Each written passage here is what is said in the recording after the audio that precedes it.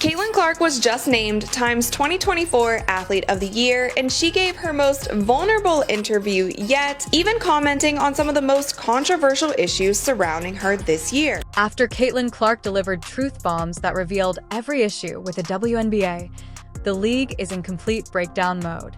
In her most recent interview, Caitlin, who is known for speaking up only when it really matters, didn't hold back when discussing the absurd injustice she has experienced, from the league's flagrant neglect to the unrestrained physicality on the court.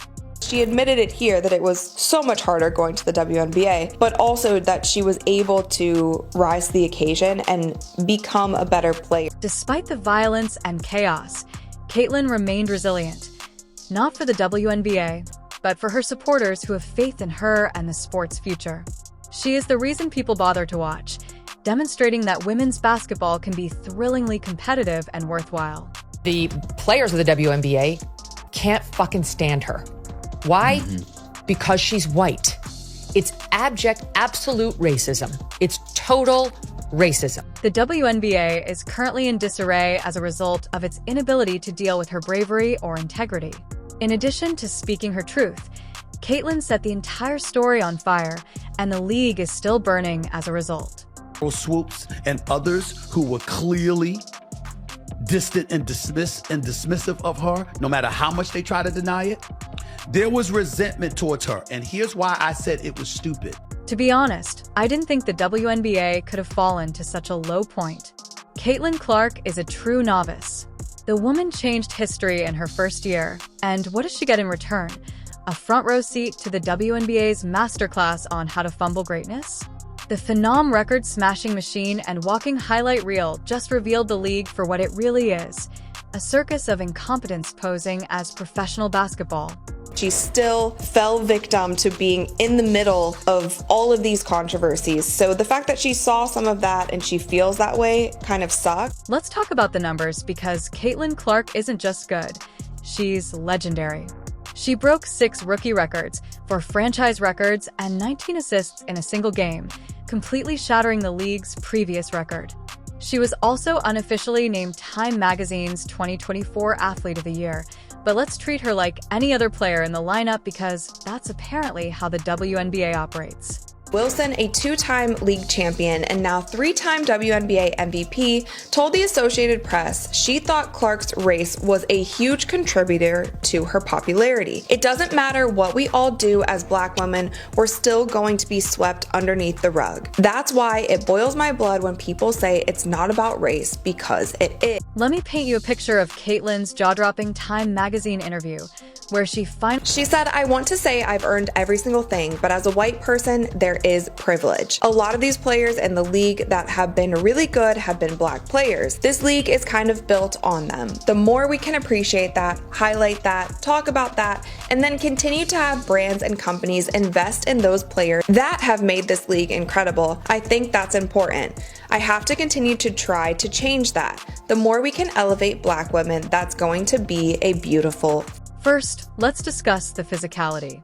One particularly memorable moment of Caitlin's first season at the Hunger Games was during a match against the Chicago Sky, when Chindy Carter not only shoved her, but also used the B word. What did the league do about this obvious aggression? Nothing at all. No penalties, no suspensions, just a pat on the back for Carter. It appears that the WNBA believes that this is WWE, where fans buy tickets through drama and aggression. For 22 plus years, they had been flying commercial. They were begging for chartered flights. She arrives there, and 2 weeks later, they got chartered flights. Afterwards, there was the notorious Victoria Vivian's clash during a Seattle Storm game. After all, why end at one scandal when you can have an entire series? While Caitlin simply keeps her head down and calls it part of the game, the league's response to these incidents has been a masterclass in doing absolutely nothing. Her patience, not the professionalism of the WNBA, is demonstrated by the fact that she isn't flipping tables over this. A rising tide lifts all boats. She's trying to be the rising tide that lifts. Oh, but hold on, things will improve. Can you imagine this happening in the NBA? If someone poked Stephen Curry in the eye, the league would have called in the National Guard. But in the WNBA, it's just another Tuesday. Caitlin gets poked in the eye and is visibly shaken. The NBA's response is crickets, The players' union leaps to Carrington's defense, and the media makes it into a drama. Caitlyn has to intervene to calm things down. And she does very well, and she wins games, and she puts butts in the seats, and she sells tickets, and she gets people tuning in on television. And all really we want to hear from anybody about this is thank you. Thank you to Caitlin Clark for making our league relevant and so on. But instead, she's been bullied repeatedly by the players in this league. She's been assaulted physically. She's been scratched in the eye. And I mean, all this is on camera. We've covered it repeatedly on the show. And the icing on the cake. The WNBA somehow decided it was a good idea to prioritize legacy players like Diana Taurasi over one of the most dynamic talents the league has ever seen. Let's call this pure politics. On Sunday, the Olympic team rejected Caitlin Clark, who broke 64 records in her rookie season from the Paris 2024 roster 64. Caitlin excelled and outscored, but it seems that being too good is now a disadvantage. Automatically and instantaneously improve the conditions. Attendance is still lagging. WNBA is still losing money compared to what you would hope it would earn, but clearly things are on an upward trending trajectory. It's improving, and she has everything to do with it. The justification for her omission, they'll tell you it's about team dynamics or experience, but let's not fool ourselves. This was about keeping the old guard, the so-called legends, who haven't done anything new since flip phones existed. Meanwhile, Caitlyn is out there changing the game, but let's keep her on the sidelines and wonder why people aren't paying attention. What's really annoying is how gracefully Caitlyn handles all of this. She's not requesting handouts or a free pass to the Olympics. She just wants to be judged on her talent, something the WNBA would seem incapable of doing if it were the NBA. Although Caitlyn would already be the league's face, the WNBA views her as merely another name to manipulate. Be resentful of the folks, primarily the white folks, who basically disenfranchised y'all all of these years before she came along, who denied you the acclaim and the allure and the profits you richly deserved. But you don't take that out on Caitlin Clark. Not her. In her most recent masterclass on Speaking Truth, Caitlin Clark took aim at the media for their blatant hypocrisy, calling out unqualified opinions left and right. And let's face it, they deserve it.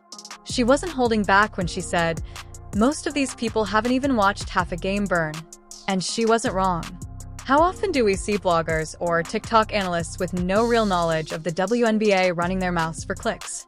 The WNBA may enjoy the attention, but in the long run, this ignorant chatter just hurts the sport. NBA draft, games on ABC, ESPN, television ratings, she's directly responsible. And people were resenting her for it, like she was the cause of the problems that they had for the lack of recognition.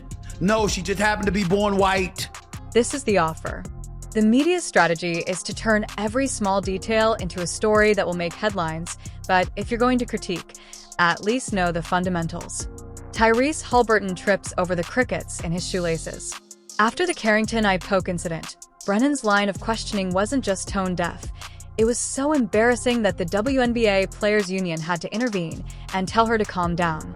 Caitlin Clark gets shoved or caught in some mild drama, which prompted the media to take notice. According to Clark, the queries were unwarranted and improper, which is the polite way of asking, "What were you even thinking?"